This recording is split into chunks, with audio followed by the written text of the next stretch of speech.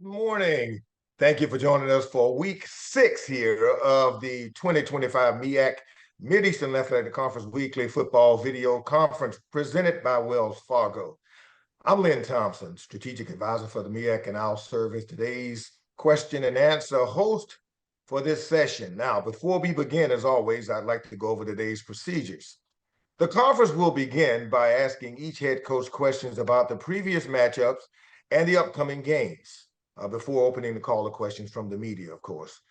For this week's sessions, media reps will be limited to one question per coach with additional opportunities provided as time permits. To ask a question, simply click the raised hand feature, remain muted until you are introduced.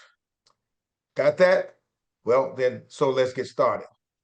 This week, all 6 league teams were in action for the first time in recent history. All were on the road against non-conference opponents at sites spread out from Texas to Indianapolis. As we enter the final weeks before the ever-important MEAC conference play and the race to the Celebration Bowl. And we'll find out firsthand, as usual, from our head coaches on each of their team performances, and we'll head to the Mecca for the first visit of the morning with head coach Larry Scott of the Howard University Bison. Good morning to you, Coach Scott. Good morning, Lynn. How's everybody doing? Doing good, Coach. Doing good.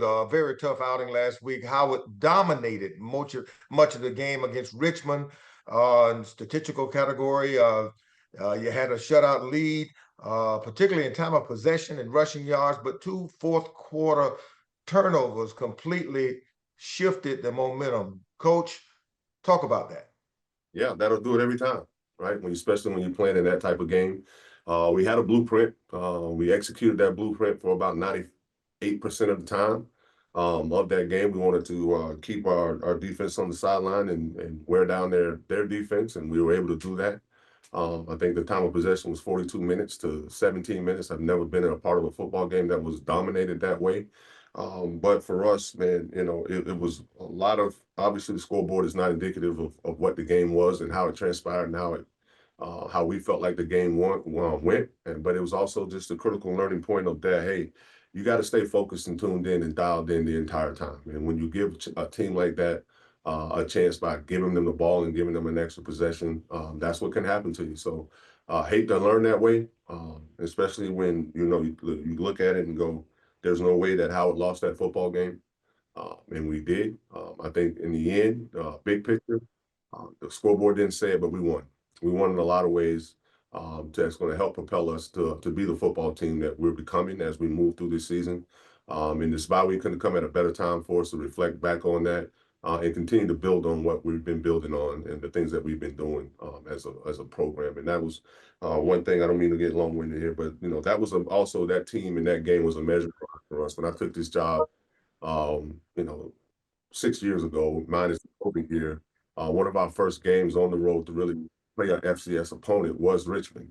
It was down at their place, and to see where, not the team that we have now, we're a better team, but to see where our program is in comparison to where we were 5 years ago is light years ahead of where we were at that point. So looking at the global picture, Lynn, we've won, we're getting better, we're trending in the right direction in a lot of aspects of our football program, along with, every team that we put together each year that's a part of this program. But I like where we are as a program. And that was a good measuring stick for us, and we just got to learn how to finish. Thank you so much, Coach. As this week now, you got a chance to rest and recuperate. You're open. What's going to be the focus all week long as you take this week off? Will it be to look back at this loss or to look ahead? No, it's always a move forward. The loss is done. There's nothing you can do about it.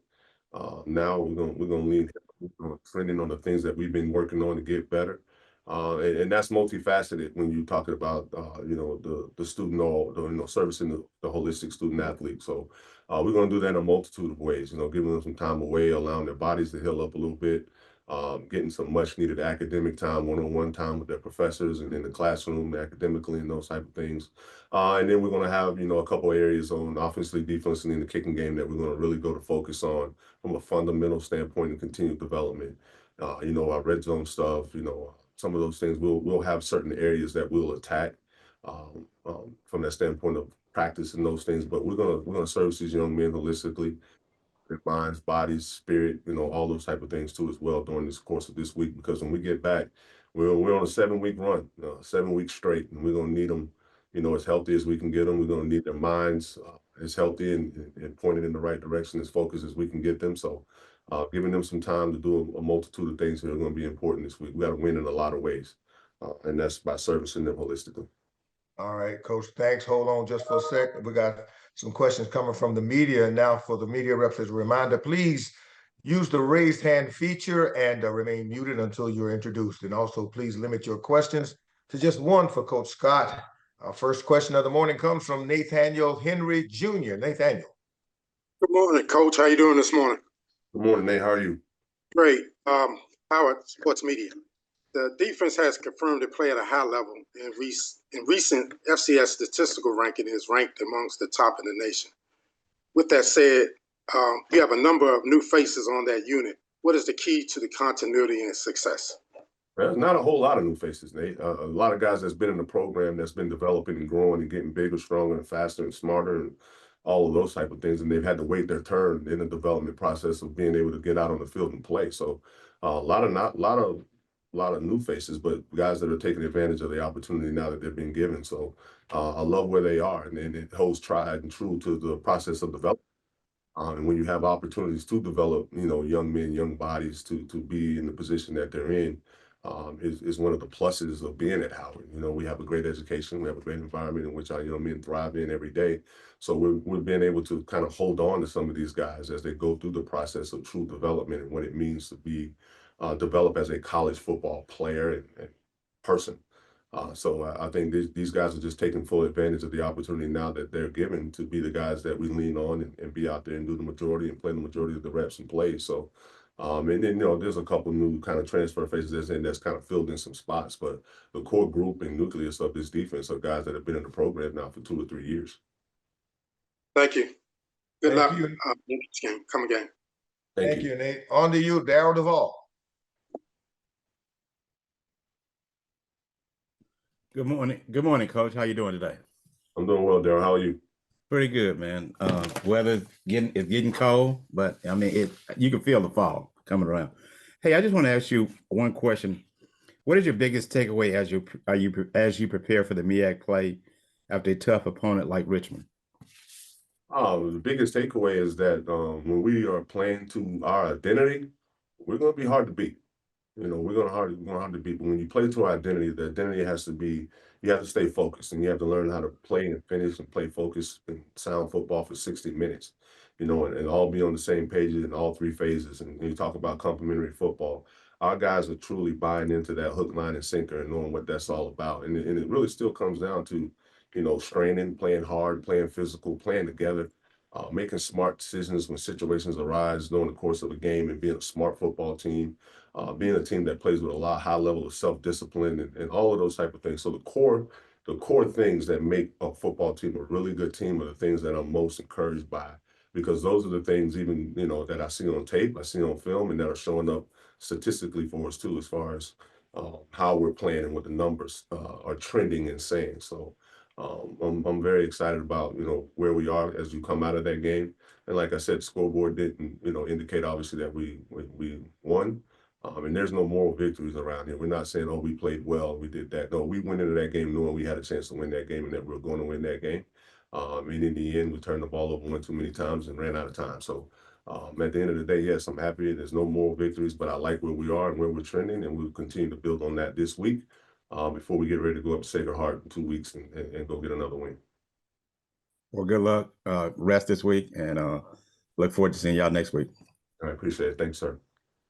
Coach Scott, the next question for you comes from Chris Stevens from HBCU Sports. Morning, Coach. How are you? I'm doing well, Chris. How are you? Pretty good. Obviously, at this point of the season, it's important, as you said, to get your young men rest, get them back in the classroom, get them, some time away. But when you look at how this team finished 2024, I know it's something you probably don't want to look back on, but the way you guys were able to jump out to a really good start this year, just what do you think the differences are from the way you finish last year and the way the returning guys have responded to start this season? Yeah, leaving last year right where it was last year. That means very simply, that's what it was. We reflected on that back in December and January, and knew what we needed to do to move forward. And all we've done is take steps forward from there. I don't want to get into comparisons, and all those type of things. We all know biblically what comparisons does to people, so we don't even look at that. We just keep forward, keep our eyes forward, and keep moving in the direction that we're doing. We attack what's in front of us now, and getting better now is the only thing that matters. We don't even talk about previous teams. We don't talk about in 23. We don't talk about Celebration Bowl. We don't talk about championship teams. We don't talk about any of those things. We talk about the day being Monday, and then that's what we're going to do. Keep pressing forward that way, brother. All right, Coach. Thanks for your time as always. Enjoy your bye. All right, thank you. Appreciate it. Thanks for that, Chris. Wayne Cartwright. Hey, Coach Scott. I want to first say last week when I talked about Travis Kearney with 2 yards, I said he gained 2 yards last year. That's what I was saying. But all right. So now moving forward now, as you get ready for your bye week, I want to focus on the positives that you guys have. Obviously, with this run game, you guys had another 100-yard rusher this week with Reagan. With this run game, where do you see its positivity fit towards maybe being able to open up more opportunities in your passing attack as you get ready for the path forward? Yeah, that's a really good question. I think that's what you hope, right? When you talk about really good offenses, they run the ball to open up the passing game, or vice versa, whatever formula works for them. For us, we're going to play to a blueprint here of how we believe that we're going to win. And when we're able to play to that blueprint now and hold true to our true identity, we feel like it's going to always give us an opportunity to win each and every game that we play. That was on the schedule this year, and moving forward. So we're going to stick to that. And the blueprint is we're going to establish the run. On defense, we're going to stop the run. And that builds a culture of toughness and physicality within your program. I mean, we start with that with the way we practice. Our trenches and those guys, they have a individual identity for both sides of the ball, but they also have across the ball unity and identity together as trench players. They understand that they turn around and they ask the program, they ask me, they ask the team to put it on them. When it's time to win games and win games at the level in which we want to. So we're going to continue to build on that and work through that and make sure our identity is coming through every time we turn on the tape.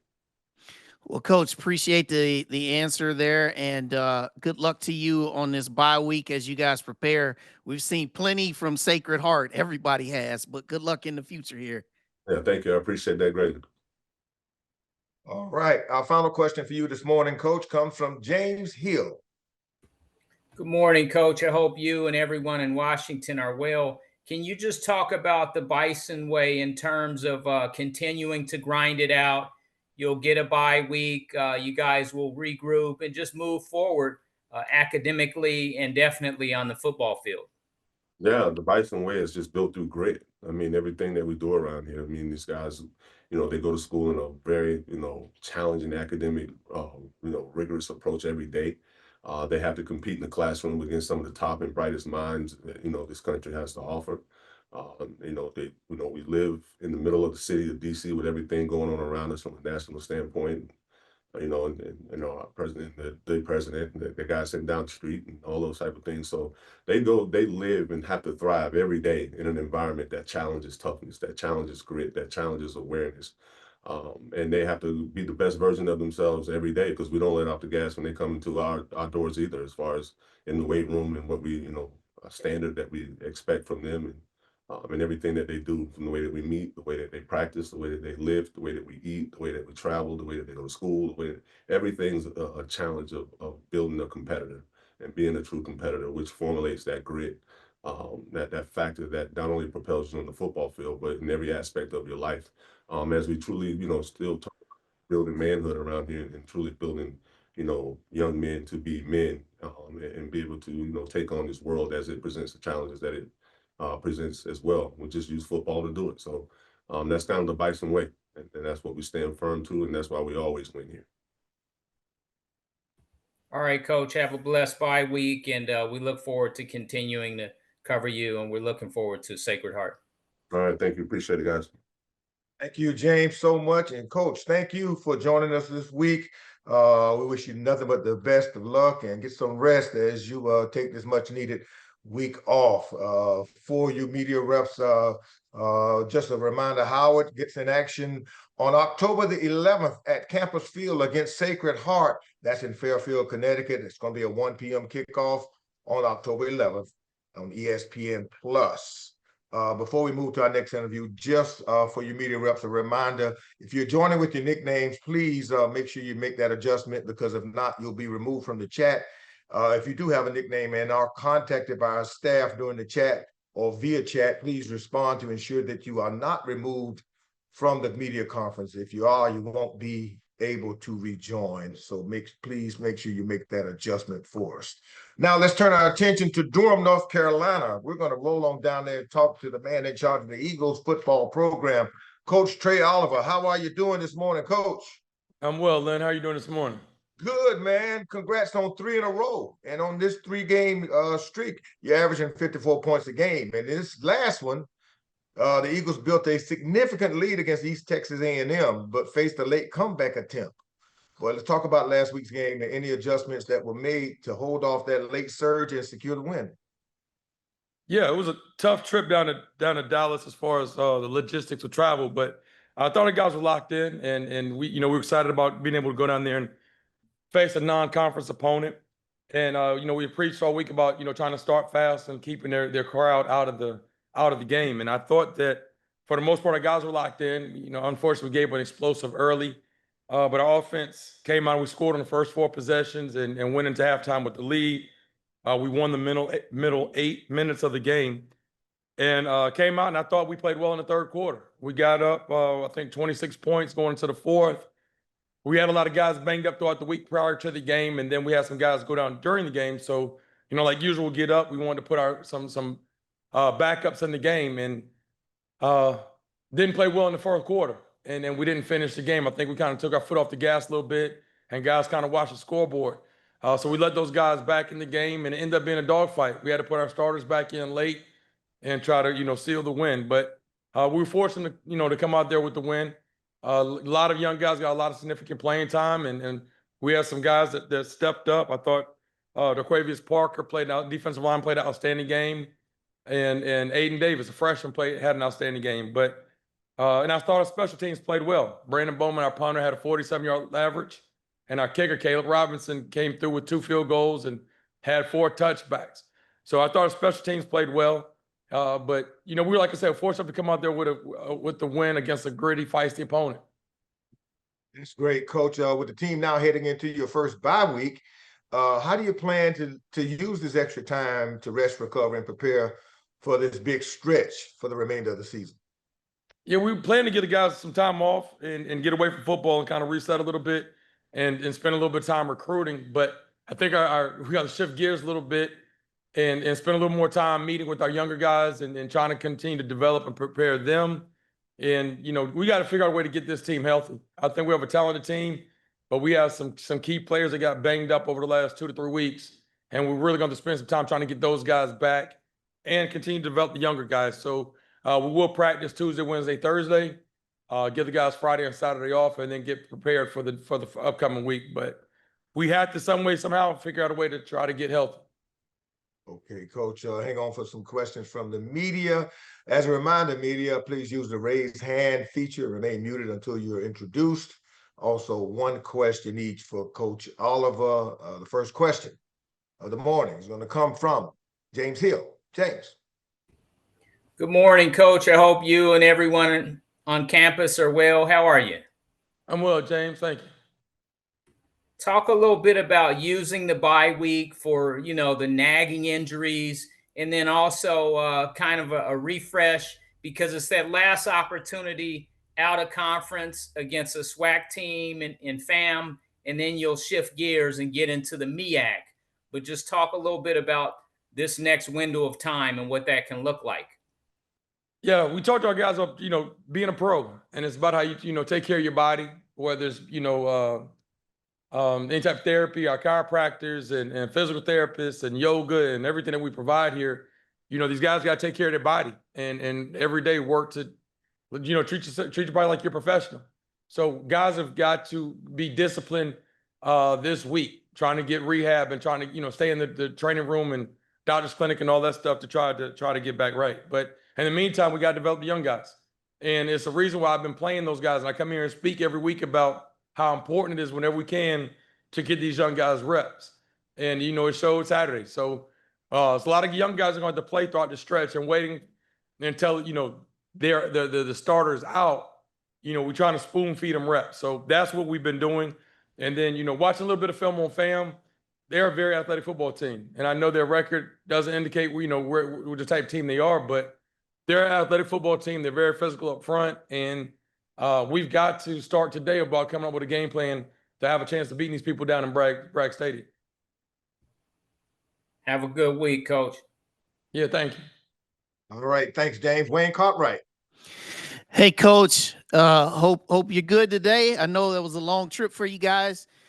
So you talked a little bit about explosive plays, and they hit you guys with a 73-yarder on the opening, for their opening score.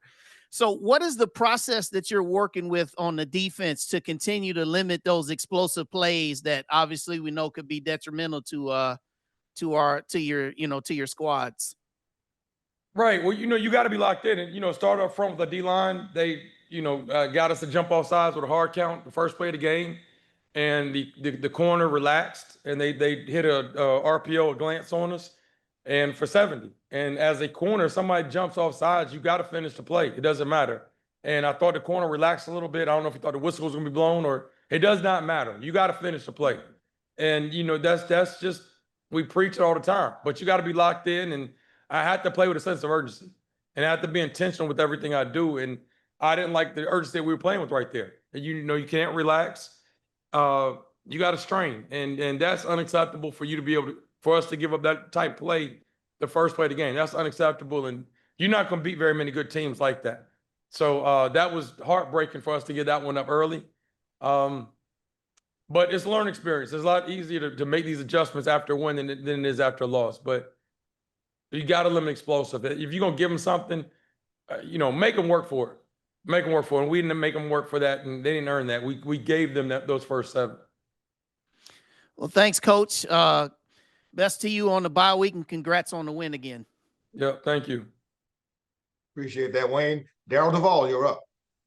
Hey, Coach. Again, I'm glad I got a chance to meet you finally and see the game in person. It was an interesting game. You talk about the first part of the game, you all were pretty much up. And then, my question is, what stood out most about your team response in that fourth quarter? Well, I think we got caught looking at the scoreboard.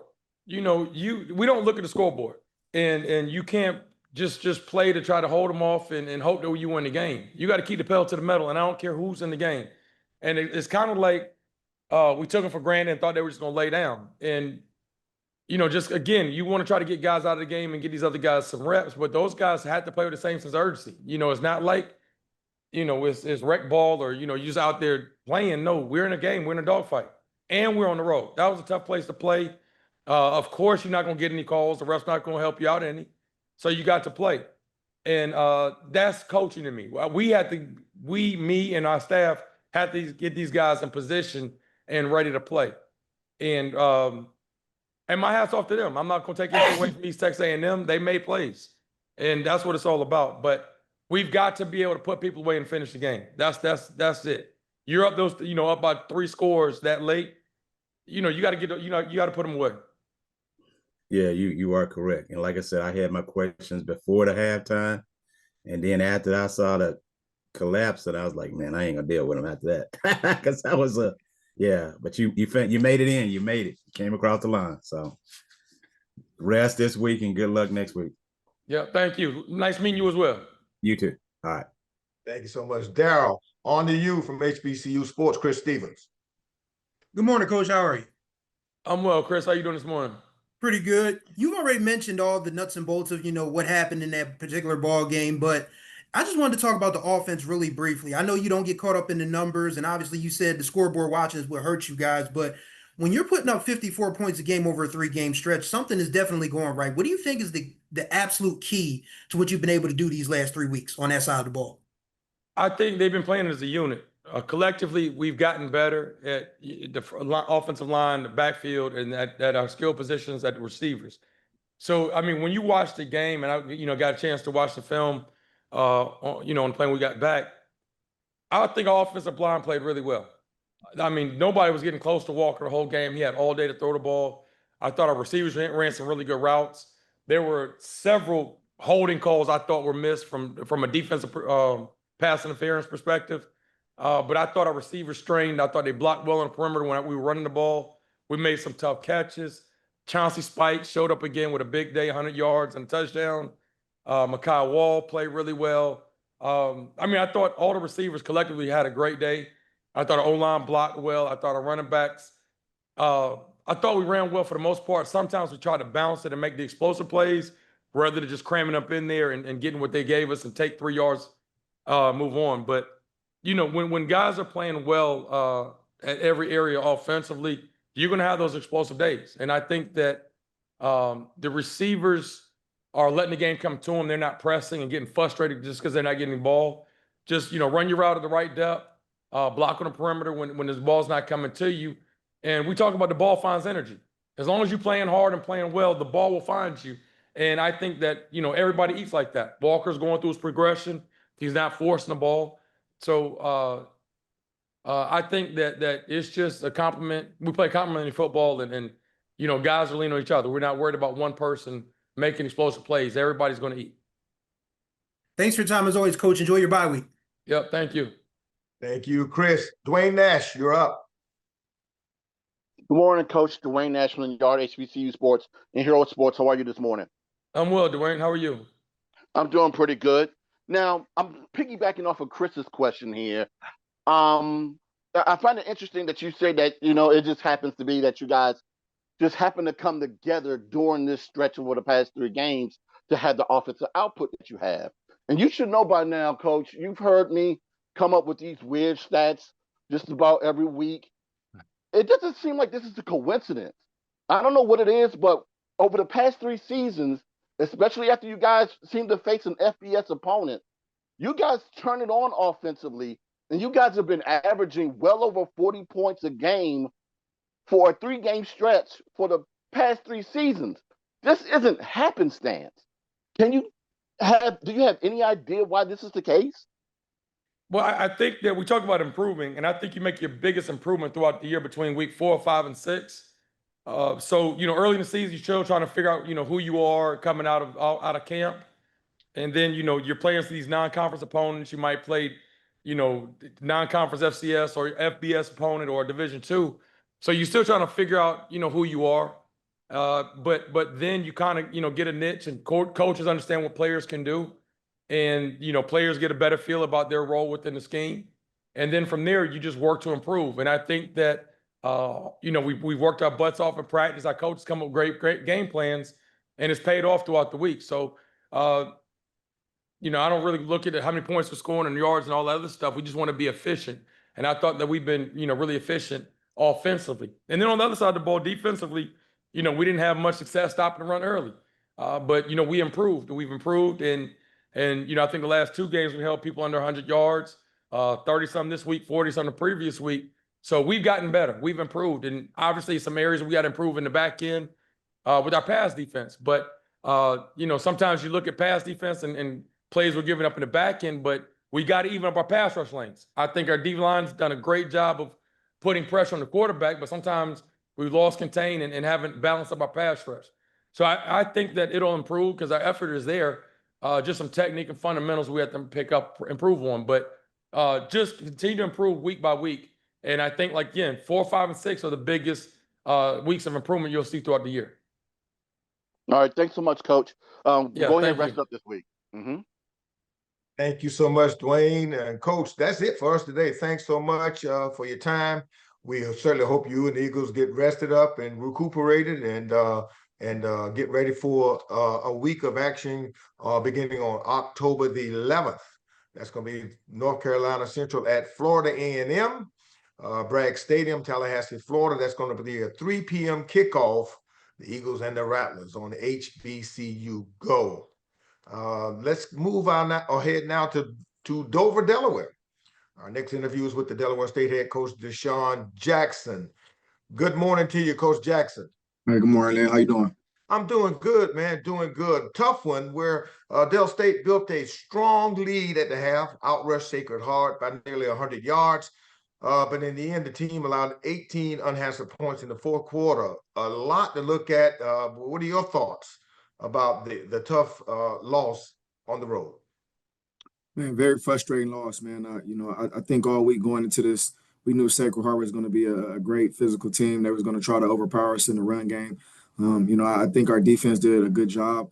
I just think we wet the bed in the second half. Our offense came out, wasn't able to sustain any points or put any points on the board. So, I mean, as far as a overall team, we can't allow that. When we have a lead like that, we got to come out and finish. And it's just a lot of things that transpired in that game that just kind of just cost us and hurt us bad.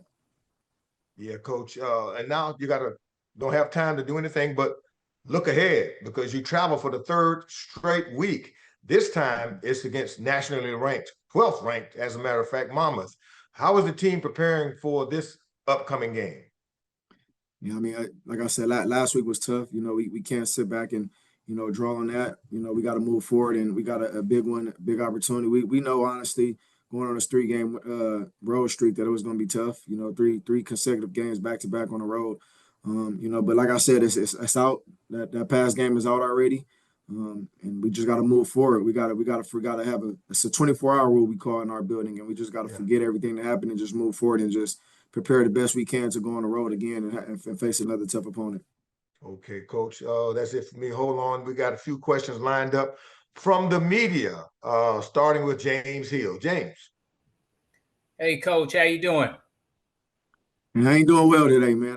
It's a tough one, man. That last one was tough. I'm going to be honest with you, man. Appreciate it, man. Hope you're having a great one. Thank you. I feel you. You guys have been in every game. Now you shift gears. You'll get on the freeway, go across the bridge over into Jersey, roll into Monmouth. And that's a dangerous team. But just talk about the Delaware State. If you're not a Hornet, you're not the concern. You guys just focus on each other, and everyone on that bus can try to win this game. But just talk about the mentality going in. The mentality going in is always, man, we always focus on ourselves. I think in every game we played this year, it's always came down to ourselves. And, it's kind of a cliche thing because I think if you ask any head coach or anybody that's, ran the organization, it's going to always come down to what you do, what you don't do in order to win a football game, right? It's hard enough, to win football games in general, right? So we just look at it. The games we've lost this year came down to ourselves. We was up 31-17 in that game. We had them on fourth and it was like fourth and long going right before half. I think it was a few minutes before half. We just got a bonehead penalty. One of our guys tried to leap over, the center, and it cost us 15 yards, right? And then they scored 3 points before the half, and that game goes to 20-31 going into the half. So it's just costly mistakes. If we get out that half 31-17, I mean that's a huge difference, right? So we just got to continuously do what we need to do and not, continuously penalize us. I think, in that game, to start that game off, we both had a sportsmanlike conduct. Both teams was issued it. And to start the game off, we kind of fell into the tricks of what, Sacred Heart wanted to do because they knew they couldn't control their guys. Our guys, it's been something we've been having issues with all years, the discipline side of it. So we just got to do a better job of handling our stuff. Self-inflicting wounds is once again, it's cost us and it cost us in this game. So, we'll do a better job. We'll just keep preaching on it. But at the end of the day, we always get in our own ways when we lose games. Thank you, Coach. Continue to bring greatness to the Hornets. Yes, sir. Thank you. Thanks, James. On to you, Wayne Cartwright. Coach Jackson, I just wanted to I know you said you didn't really want to go back, but I want to ask this question. Obviously, everybody saw Caden Bennett get ejected from the game for that second unsportsmanlike conduct penalty. I'm not going to ask your thoughts about the penalty unless you wanted to talk about it. But what I want to ask you specifically is you talk about discipline each and every week. Where does that situation and what happened in the pregame, where does this put you guys as a staff with your enforcement of discipline right now? I mean, it's unfortunate. just like you said, going back, I've never in 30 years of playing football, I've never seen something like that, right? We knew coming into the game, they was going to try to push us over the edge, right? We understood that, and we fell right into that, right? So to start the game off, both teams having one unsportsmanlike conduct was that for me, that was just crazy, right? And then, for Caden, when he scores, he goes over and he sees a few Delaware State's fans, and all he did was, shake their hands, right? As a head coach and as a staff, in all my years playing football, and now my second year of coaching or first year being a head coach, I would never get mad at a player for shaking a hand after you score a touchdown. I mean, that's not unsportsmanlike conduct. I've never seen nothing like that in all my years of football. So, I mean, it is what it is. It was called, and we as a staff and as a head coach, man, it's a next man up mentality. I feel like Trei came in and gave us a heck of a chance to win that football game. Obviously, we stopped short. We didn't score no points in the second half.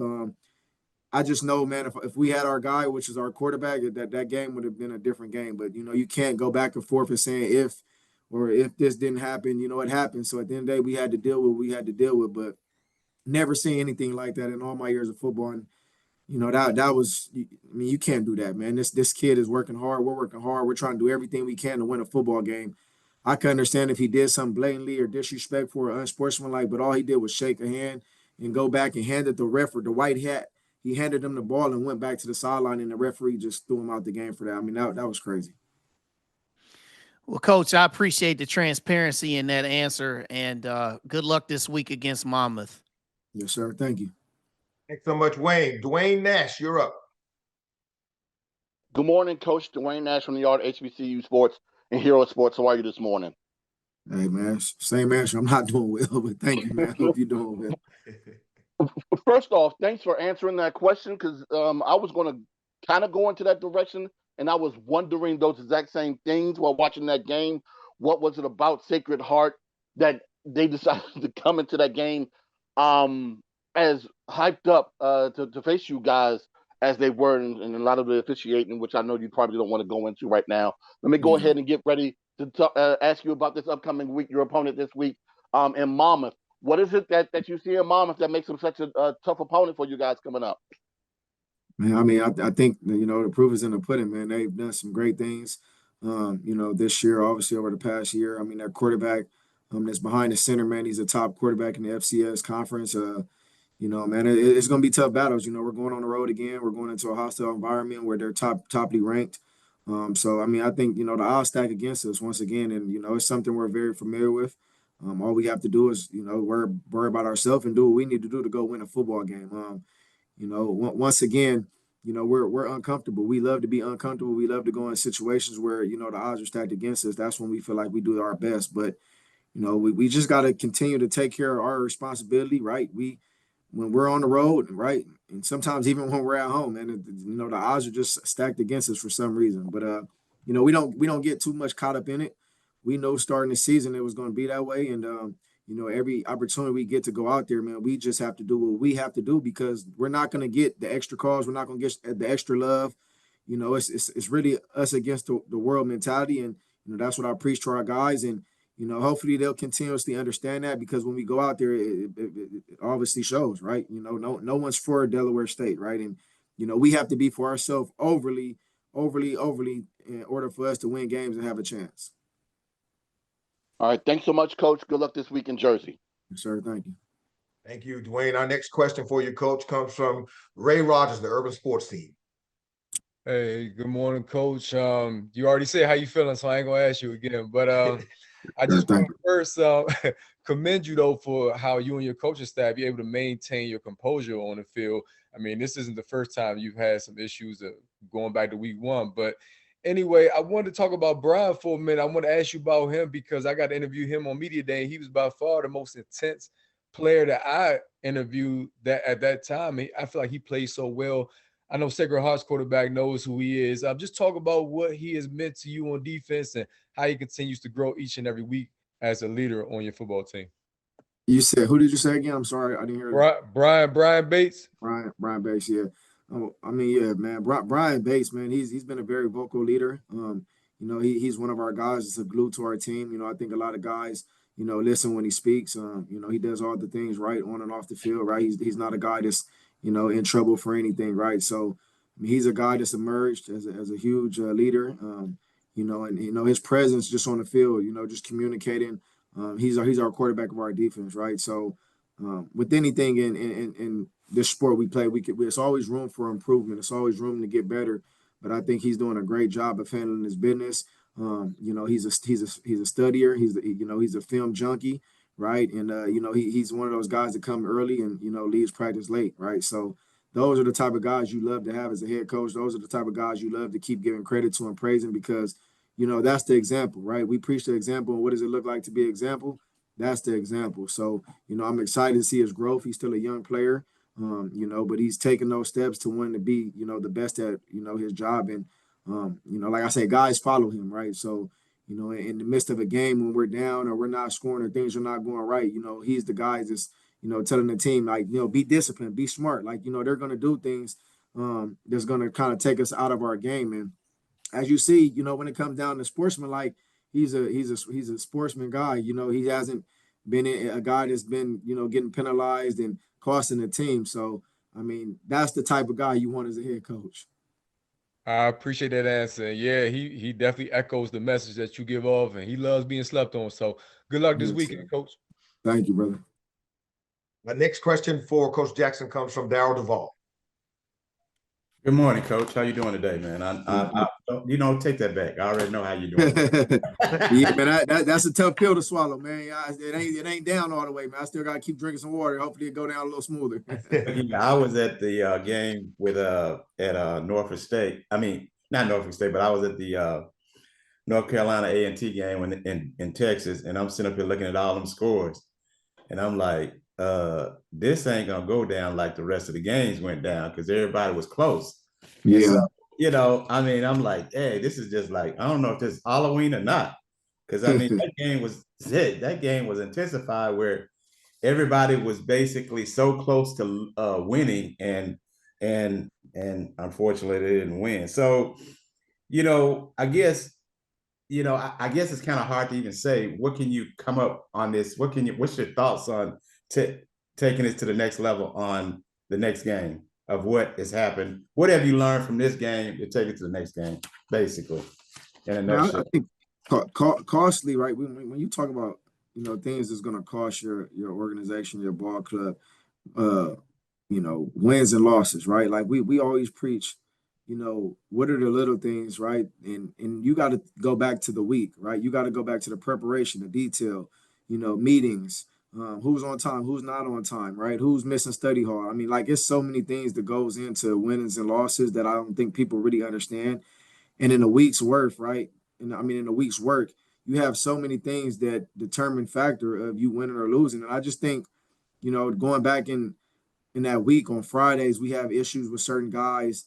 On the bus, we had the issue, right? We get to the hotels, issues, right? Like it's hard enough. I keep, preaching on this. It's hard enough to win games. Like you need everything going in that right direction when it's time to win a football game and time to compete to win a football game, right?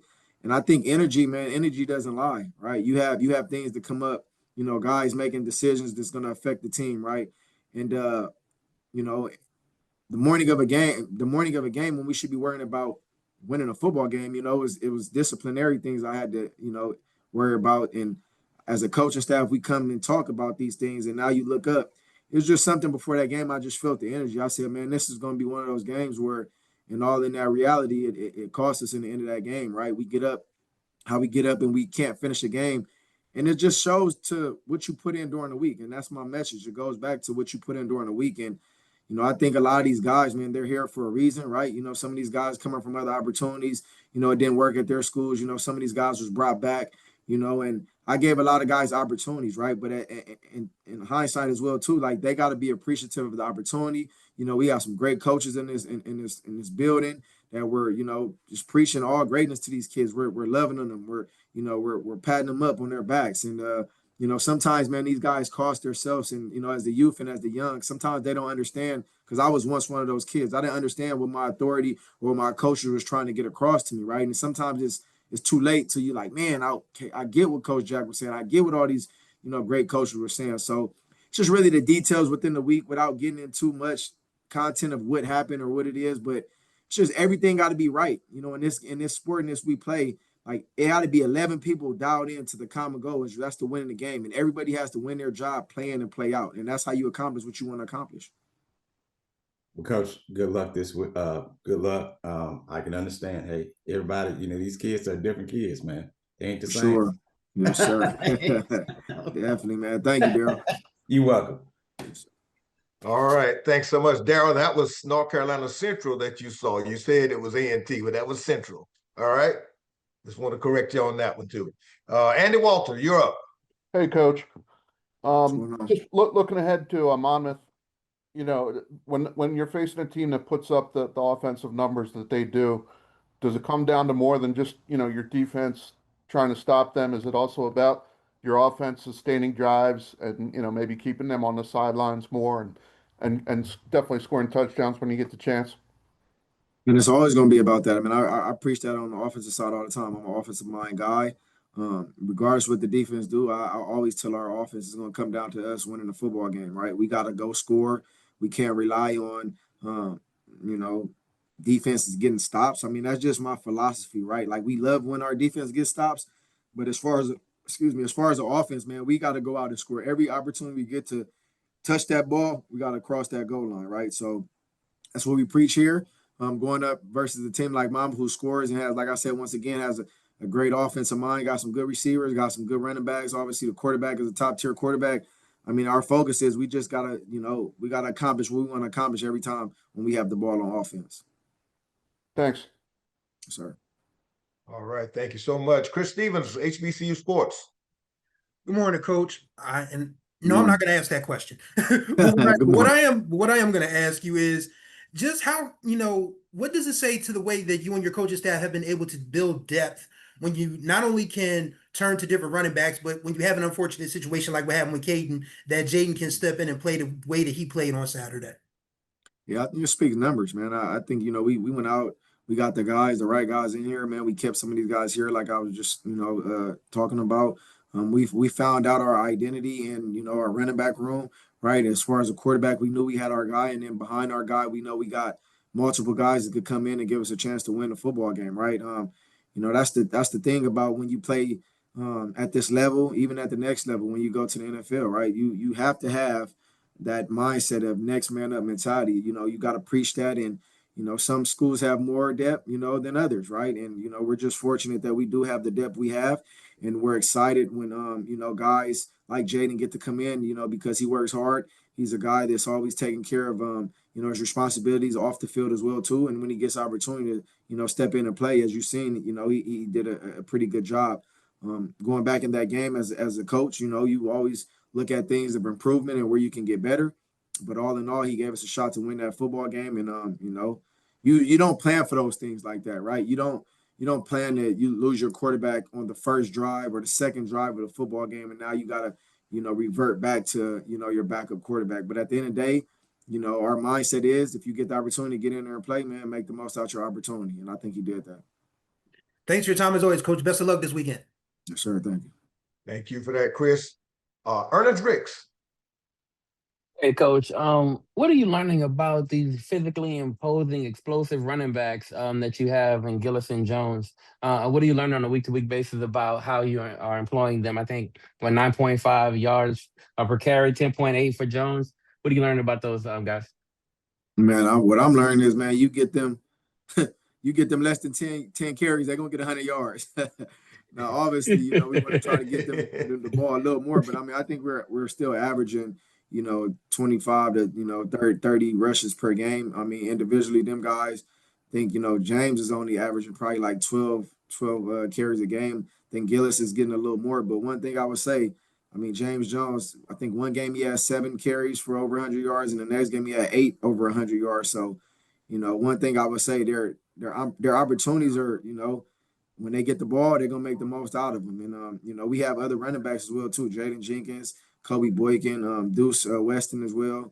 I mean, our running back room literally is, you know, you get any guy in there, man, they're gonna make it. They're gonna be difference makers. So, you know, we just got to keep doing a good job. I think teams are gonna start trying to blow up the box as you saw last week, Sacred Heart did it a little bit more, and you know, we was able to make some plays on the outside. But you know, as a head coach, we just have to clean it up. You know, when guys or teams do load the box on us, we have to be clean outside as well too in the passing game. Appreciate you, Coach. Yes, sir. All right, Coach. Your final question of the morning comes from Brandon King from the sneakershoptalk.com.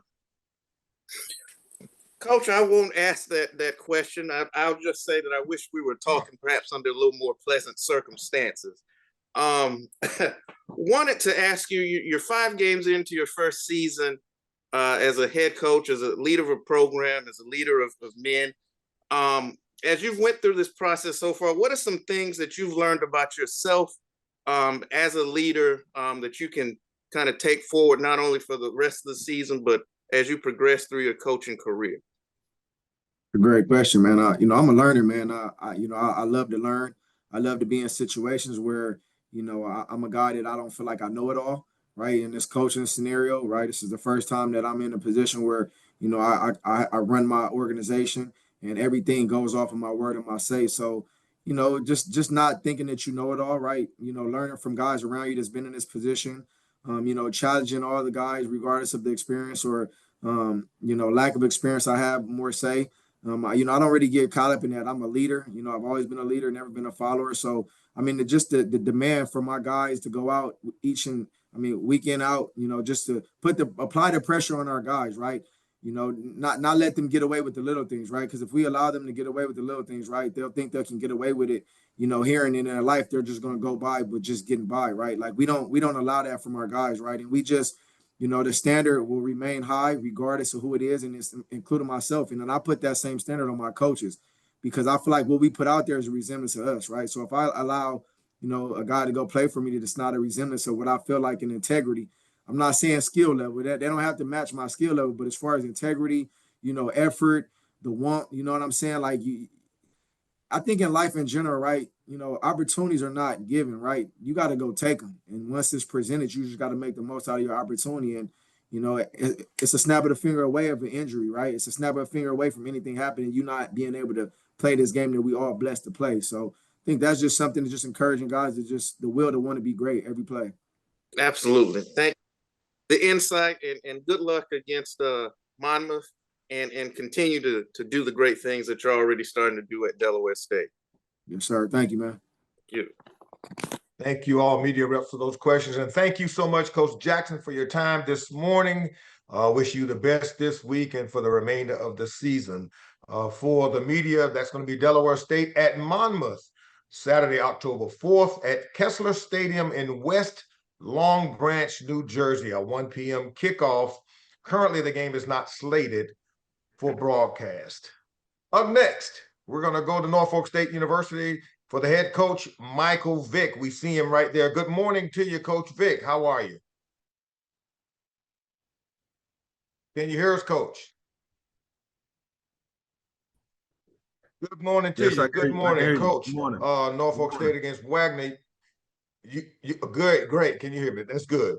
You built an early 2-touchdown lead. You forced 4 turnovers against Wagner, but Wagner rallied to win 18-13. What are your thoughts regarding the play of your young team and this tough outcome? Yeah, we got to learn to step on things when we get opportunities. You know, not just the 4 turnovers. You know, we had a big kickoff return to start the game, and we had a 3-and-out.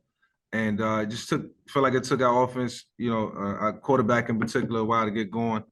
You know, it's a game that they're gonna go back and watch, and that one is really gonna hurt probably more than the other ones. So, you know, for them, it's to take a lot away from it, learn from it, and try to be better in the next outing because there were opportunities, we created opportunities, and we just didn't finish.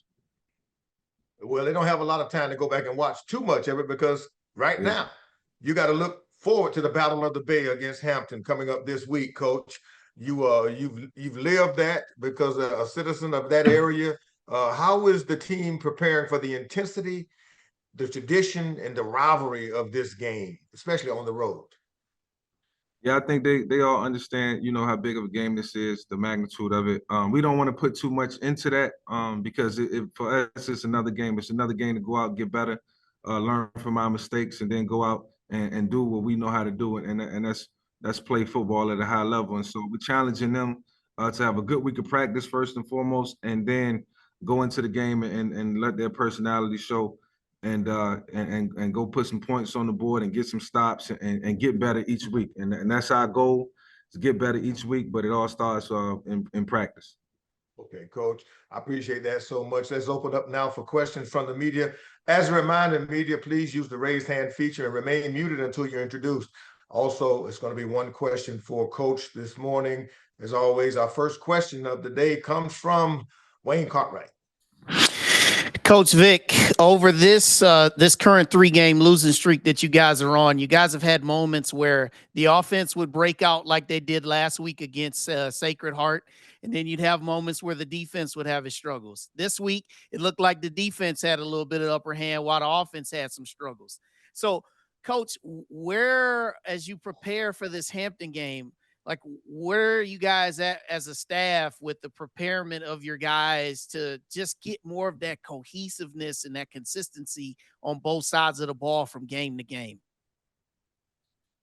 Yeah, in the season, that's what you're looking for. You're looking for consistency. And so, for us, man, these 5 games, gave us a chance to see, what our guys can actually do. And unfortunately for us, we don't have a preseason. We can't see, where our guys are best at or where they excel at, other than versus each other in practice. So we don't get a chance to look at our guys, versus different teams or different, coverages or different looks. And so it is what it is. And so we making our adjustments on the fly. The cool part about this game is that, it's always next week, and it's opportunities to do more and to try to explore more. So in learning what our guys really do well, thank God we have a grace period where, we get to, see what we do best before we get into conference play. And so we taking these games very serious, man. And we just trying to each and every game put our best foot forward and figure out, like, what's going to be our staple, what's going to be our MO, once it gets really serious. And so this is another week to get better, another week to learn, how good we really are, how good we can be, and just, keep putting our best foot forward. Well, Coach, I appreciate it as always. Good luck this week in your first foray into the Battle of the Bay as a coach. Yeah, look forward to it. Okay, thanks, Wayne. Chris Stevens, HBCU Sports. Morning, Coach. How are you? Good. How you doing? Pretty good. When I asked you last week about, what it was going to take for this team to move forward, you mentioned how you're starting to see the progress and, how, losses hurt a little more than usual. But just how important is it for not just the players, but the coaching staff to be able to trust this process? Because it does seem like you guys are getting better week to week. Just how important is it for everybody in that building to just be on the same page and figuring out that, okay, we're all on the, we're all going in the right direction. It's just going to take a little while to get there. Yeah, I think, we got to stay positive first and foremost. I always tell our coaches, like, our brotherhood and the way we conduct ourselves, look to not panic, not get frustrated, understand that this is a process, and we got to continue to coach hard. We got to continue to teach and continue to build the infrastructure of what we want our team to look like. And so, this is an opportunity for us to grow each and every week. It's awesome for me because, just the experience on, each and every down, I'd say, each and every quarter is like, I'm learning something. I'm learning more about my team. I'm learning my coaches. I'm learning the rhythm of what it takes to get through a game. And so, the outcome hasn't been what we wanted it to be. 3-game losing streak, that never feels good, but the players feel that, and they're not in the best headspace in terms of, what they feel like the outcome could be, but should have been, but very positive in moving forward. And just knowing it's a lot of football to play. So, they got to stay motivated one way or another. Whether you win or lose, you got to stay motivated. So, that's our MO right now, is just stay motivated, keep getting better, and keep looking ahead. All right, Coach, thanks for your time as always. Best of luck this weekend. No, thank you. Appreciate it. Thanks, Chris. On to you, Ray Rogers from the Urban Sports Team. Hey, good morning, Coach. And You know, in my opinion, this weekend was supposed to be like the first time where you started to really have fun. You know, your wife might be rooting against you this weekend and all, but you've had some tough losses. Are you still enjoying your first year as a coach? And what's that going to look like in the house this week for that Hampton rivalry? Yeah, I mean, the answer to the first question, man. Yeah, man, you're right, man. Like, you know, in football, I never want to feel like we're gonna just go out and beat any team. And like you know, you got to earn everything in football. And I always tell them you got to earn every blade of grass. You know, teams are gonna prepare for you and be ready to play, and you're gonna be everybody's Super Bowl, whether you like it or not, because of all the circumstances. And so, you know, I'm enjoying every minute of it. I love when we get to the games. I love going through the process of practice every week and then getting to the games. And, you know, obviously the outcome hurt. And yeah, it's times where, you know, it reminds me of when I played and when, you know, you had a loss and, you know, you just want to get back out there, you know, on the spot. And so I'm enjoying every minute of it. You know, the experiences are so worth it, man. And you know, if I had to make the decision all over again, I would make the same decision. And you know, in terms of the household this weekend, you know, yeah, it's gonna be a cool experience, man. But I tell you what, I want to be the one doing the bragging, you know, all next week. I do, and it'll hurt if it go the other way. So even more incentive to go out and play hard. All right, go get a win this weekend, bro. Absolutely, want to get it. Thanks, Ray. On to you, James Hill.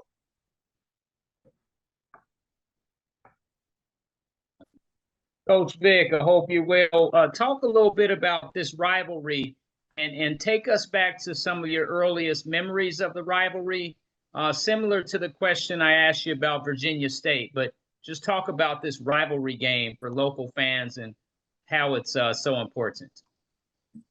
Yeah, growing up 30 minutes away from here, you know, in Norfolk State and Hampton being schools that, you know, that highly recruited me and a bunch of my friends. We spend a lot of time at these games. We spend a lot of time at the NSU, HU, Battle of the Bay, you know, game. And then not knowing, you know, when you're young that there was a rivalry, you know, only growing up to know and understand it now. And so to be a part of it is like a full circle moment. And we definitely want to take it serious, man. We definitely got to, you know, find a way to use it to motivate the guys. Like, you know, it's you know, this for bragging rights, and I'm pretty sure that these guys have run-ins with each other, you know, all throughout the 7 cities. And so this is the opportunity for bragging rights, man. And you know, I know, you know, this team beat us last year, and so we got to be ready for them. And they beat us good. Thank you, Coach. Enjoy the week. Thank you. Darryl Duvall, you're up. Good morning, Coach. How you doing today? Hey, good morning. Besides, you know, this past weekend. Yeah, man. Yeah. It is what it is, man. It's reality. It's life. You know, I just want want to, yeah. I mean, hey, it is. Especially, you know, I saw the Monday Night Football game. That was reality. That was set in right there. You know. So, hey, man, Wagner's passing attack had success despite 2 interceptions. What does that tell you about their tempo or your secondary vulnerabilities? Yeah, I think, man, just, you know, we was locked in for 3 quarters, man, and you know, pitching the shutout, and then all of a sudden it was one big play.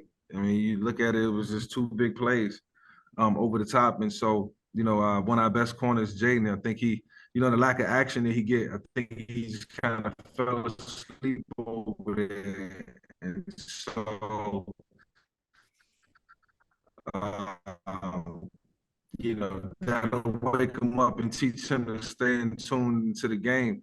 You know, definitely a moment for him to learn from. And so, you know, we can't give up the big play in the middle to the tight end. You know, that hurt us in the 4th quarter. And so, you know, we got to tighten up, man. I always tell them it's a 4-quarter game. It's a 4-quarter game. And coming out of halftime, I asked for the best 30 minutes. And I meant that. I meant the best 30 minutes. And, you know, now they understand why I asked for the best 30. And so from here on out, I'm going to be asking for their best 60. But, you know, you got to take it 1 quarter at a time, 1 half at a time, man, and just stay locked in the entire game. Well, good luck this weekend. And and going forward. Thank you so much, Daryl. Our final question of the morning for you, Coach Vick, comes from Brandon King from the sneakershoptop.com. Good morning, Coach. How you doing? Hey, how you doing? Pretty good, pretty good. Got a chance. Wanted to ask you, said you're 5 games into your first season, and what have you, as a leader of a program and as a young man, what have you learned about yourself as a leader as your first season has progressed, and some of those things that you'll be able to potentially carry on throughout your coaching career? Definitely learning that, this is something I want to do for a long time. I will say that when you're going into coaching, it's your first year being the head coach. You really don't know what you're getting into. And, I've been around great coaches. I've been around teams where I've watched my coach very closely.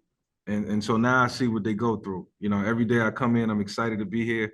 I'm excited to get to practice. I'm even more excited for the games. And, unfortunately, we work, 7-8 months out the year, only to play 12 games. And so, you got to make the most of it. Most of the time it's about just leading and teaching and taking care of other things outside of football.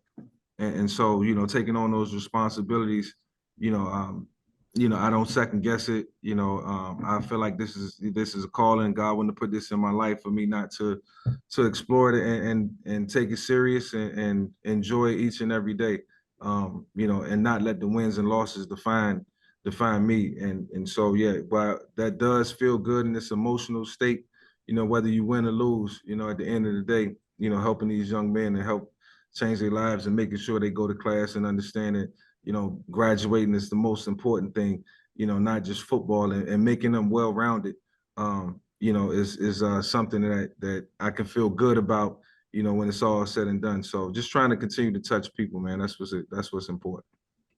Okay, thanks, Coach, for that insight, and good luck against Hampton, and continue to impact those young men in a positive direction.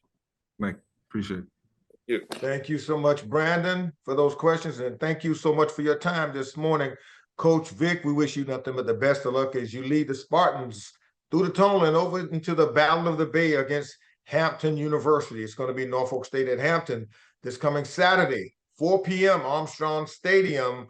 Kickoff is going to be found on Flow Sports. Let's now head down to Orangeburg, South Carolina. Interview with South Carolina State head football coach Chennis Berry. Good morning to you, Coach Berry. Good morning, Lynn. How you doing today, man? I'm doing good, man. Doing good. Despite outgaining Charleston Southern in total offense and time of possession, the Bulldogs came up short, 31-24. What do you feel were the critical factors that kept the team from converting that statistical dominance into a win? Well, we shot ourselves in the foot quite a bit of times, man. And I think more than anything, you don't typically see this from our teams. We started slow. We normally start fast. I mean, we went 3 and out the first 2 drives, and then that turned into touchdowns for them. And we got back going. Like you say, we moved the ball pretty frequently throughout the day. And then when you have a slow start and then you have 3 turnovers, which typically is not us as well, you put yourself in a position not to win a football game. But all in all, shout out, kudos out to Charleston Southern. They found a way to win a football game, and we fell short. But again, for us, life is 10% what happens to you and 90% of how you respond. And our young men are already responding the right way. We're a championship level program. We truly still believe that. We just got to learn from it. We got to grow from it. And I think we will do that. Well, this weekend, you get a chance to do that at home because you welcome the Savannah State Tigers to your confines, your friendly confines, Coach. What are you seeing from them, and what are you seeing from your Bulldogs as you prepare for this matchup? Well, I'll first start by saying it's homecoming, man. So it'll be exciting. It'll be 50,000 Bulldog fans all across this place here in Orangeburg. So super excited about that for our young men, for the fans, and for the alumni to be able to come back. And then, when you look at Savannah State, good football team, man. I tell you what, as I watch Coach Kelton, I know him very well. He'll have his team ready to go. but it's more so about the dogs. You know, the dogs just locking in. We started off yesterday. Today is our day off, but yesterday we had an outstanding practice on Sunday. Guys got the right mindset. You know, they know we let one slip away. You know, we went into the game with the right mindset. We just had a slow start, and we made some typical mistakes that we typically don't do. But they're locked and loaded. The good thing about this, we get another opportunity. We have 24 hours to enjoy wins or, you know, go through a defeat. But at the end of the day, those 24 hours are over. Our guys' mindset is in the right place, and we'll get ready to attack a good Savannah State University football program. Okay, Coach, in a rarity, this morning we only have one question for him, and that's from Chris Stevens from HBCU Sports. Outstanding. Thank you. If nothing else, I'm consistent. Coach Barry, good morning. How are you? Good morning, Chris. How you doing today, man? Pretty good. You already said that, you know, you guys are already focused on the now and, you know, getting 1-0 every day. Just when you look at, if you had a chance to look at the table, what Savannah State's been able to do so far, they've been in every game they've been in this year. Just what stands out about that team that, you know, you have to program for on Saturday?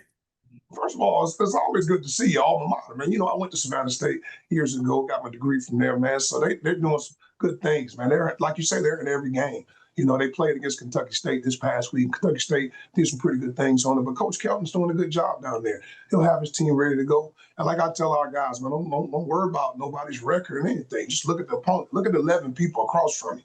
And we're going to study that opponent. We got in as a staff this morning, and we sat down on offense, defense, special teams, and came up with good plans. But again, it's not really about Savannah State. It's really about us, just fixing us, because, you know, we got to get back to the small details.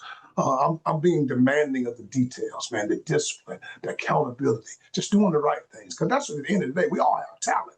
But when talent meets talent, you know, something else has to take over. And for us, our core values start with discipline.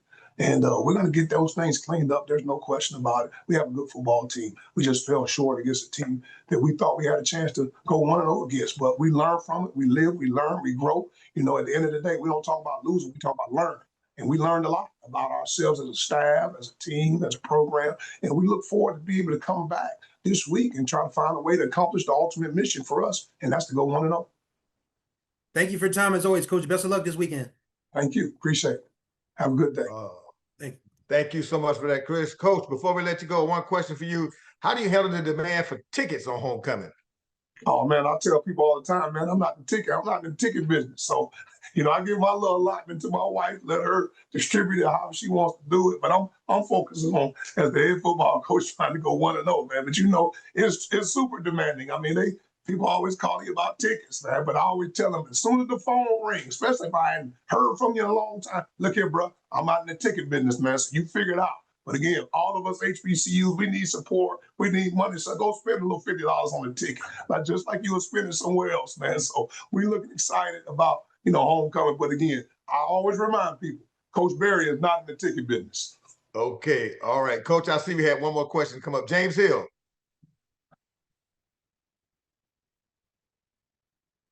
I guess his hand is still up. Don't worry about it. So we're gonna let you go, Coach. And best of luck this week. All right. Best of luck to you as the Bulldogs have homecoming. They're going to celebrate, and they're going to bring the Savannah State Tigers to Oliver C. Dawson Stadium for a 1 p.m. kickoff, and that's going to be on ESPN Plus. Our final interview of the morning happens in Baltimore, Maryland. We're going to welcome the head coach of the Morgan State Bears, Damon Wilson. Good morning to you, Coach Wilson. How are you? Doing well, Lynn. How about yourself, buddy? Doing good, man. Boy, a big win, dramatic win in Indianapolis at the Circle City Classic. Coach, you secured a dramatic 24-17 victory over Miles College. Jaden Carter's late field goal return.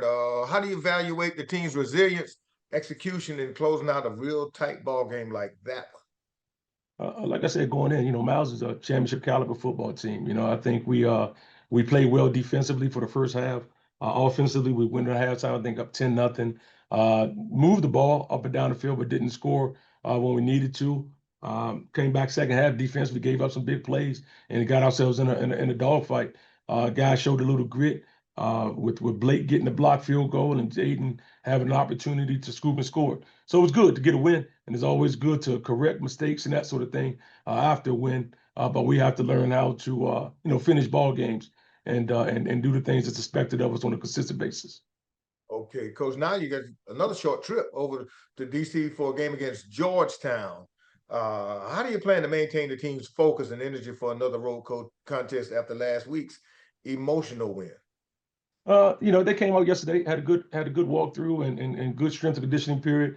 Georgetown's a good football team that runs the ball pretty well. So we got to be prepared to stop the run and defensively, they're stout up front. So we're going to have our challenges for us offensively to make sure that we are able to execute at a high level. It's their homecoming, so I know it's going to be a great atmosphere at Georgetown. I have never been there as a football coach, so I'm looking forward to getting there and playing a good game on Saturday. Okay, thanks so much, Coach. Hold on for the next set of questions from the media. For the media reps, as a reminder, please use the raise hand feature. Remain muted until we recognize you, and then limit your questions to just one for Coach Wilson. Having said that, our first question comes from Dwayne Nash. Good morning, Coach. Dwayne Nash from New York HBCU Sports and Hero Sports. How are you this morning? Good, Dwayne. How about yourself? I'm doing pretty good. Well, Good. Coach, you're like me. We're both DC area guys. And I know whenever I had this question asked of me about DC area Division I college football, it seems as if the Georgetown Hoyas, and this is no knock on them, they seem to be the red-headed stepchild of the group, because people either tend to forget that they have a football team or have limited knowledge about them because the specter of their men's basketball team kind of takes over. Can you talk about that program and what you've learned about them throughout your as you've gotten older and now as you get ready to prepare to face this team, I think for the very first time? Yes, I mean Georgetown's always been there from a football standpoint. Always had a good coaching staff. A number of guys from the area are on the staff.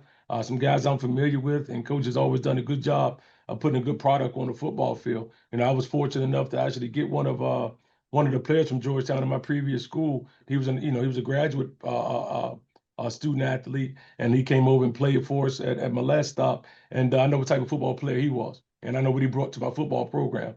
So there's a lot of good football players and football being played at Georgetown. I'm not sure why folks in the area don't understand that. I think Coach Thompson, the big coach, had a lot to do with that because, as you mentioned, men's basketball is pretty big at Georgetown, but their football program is pretty good as well. And we're going to have our work cut out for us on Saturday. All right, Coach, I guess it's just me. I guess I'm the only one that goes to Georgetown and does everything else other than go watch football over there. Good luck in DC this week, man. Okay. I appreciate you, Dwayne. All right. Thanks, Dwayne. Coach, we got one other question for you this morning. Chris Stevens from HBCU Sports. Chris? Before I get started, I got to agree with Dwayne. I forget that Georgetown has a football program sometimes too. You're not alone, Dwayne. But Coach, how you doing this morning? I'm doing well, brother. All right, so obviously, every coach likes to have at least one more point than anybody else on the scoreboard, and you've been able to do that the last 2 weeks. Would you agree that it's better, that it's good regardless of opponent to have those sort of situations where you know what your guys are made of? And obviously, you want to win a football game by as many points as possible, but as long as you win, is it just good to have those guys get that experience of what it's like to be in a tight one, to be in a close fight?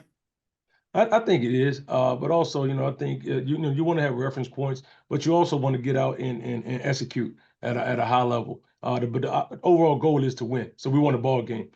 Yes, I was excited about the win. Disappointed in some things that we did do. Some of the mistakes we made, not special teams, but penalty wise was unacceptable.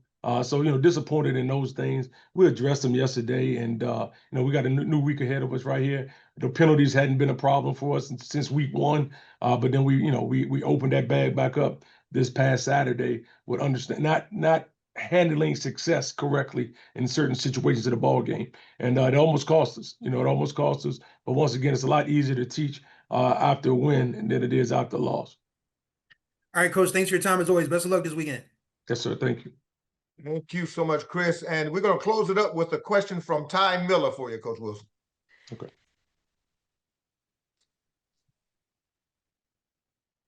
Ty, there you go. Go ahead, Ty. I think you got to turn your volume up.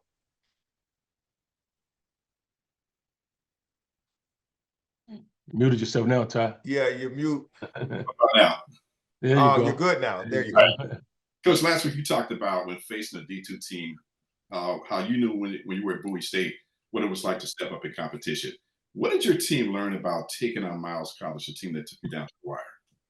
That those guys play football too. It's one of those deals where you think you're an FCS football player and you're better than or whatever. No, guys at the Division II level play good football. And that's something that I stressed to you guys last week and something I stressed to the players. And I think, once again, I think we started off well, and I think we respected our opponent and all that good stuff. But I just don't think we executed well at certain times. But Miles is a very feisty football team. They were trying to get their first win. They've been in a couple fights, and they continue to get better each week. Coach does a good job preparing those guys in his first year there, and they got some good young players that can play ball. And we had our hands full. We had our hands full, but we need to get better moving forward this week against Georgetown. You have another tough challenge, in my opinion. And can I ask one more question? Go right ahead. Yeah, now that September is almost over, Coach, and most of the time coaches always talk about the fact that you know who you have within the 2 weeks of the first 2 weeks of the season. Now you're about a month into the season. What does your team need to focus on as you get set down the road to prepare for the MEAC season? Well, we've been tested a little bit from a depth standpoint. We have a number of guys out. I don't think we had our complete roster, but from offensive line standpoint, we've down 3 of the 5 starters that started the game. They haven't played together since Towson.